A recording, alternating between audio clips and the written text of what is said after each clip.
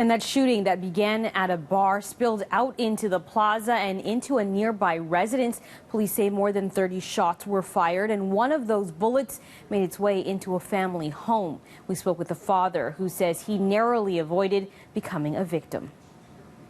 My son and my wife, wow, they're scared very bad. This was the damage left behind to Wali Muhammad's TV. We just lying down, we watching movies on with my kids.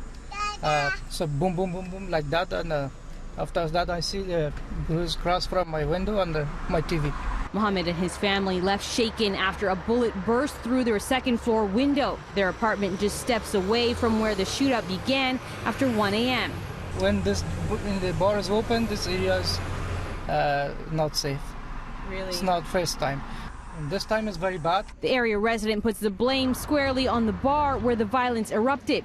Police confirming gunfire was exchanged between two parties. The scene spanning this plaza now riddled with bullet holes.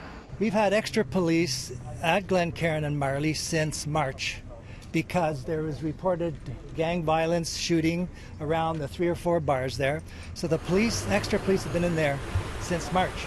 The area councillor expressing his frustration today at violence continuing to plague the neighborhood. The police can't close the bar down because they don't have the authority. It's got to be the Alcohol and Gaming Commission, and the Alcohol and Gaming Commission will never suspend a license of one of these bars where they hang out. Meanwhile, Toronto police say they're doing their part, recently launching an 11-week project to combat gun and gang violence. $4.5 million funded by the federal, provincial and municipal governments.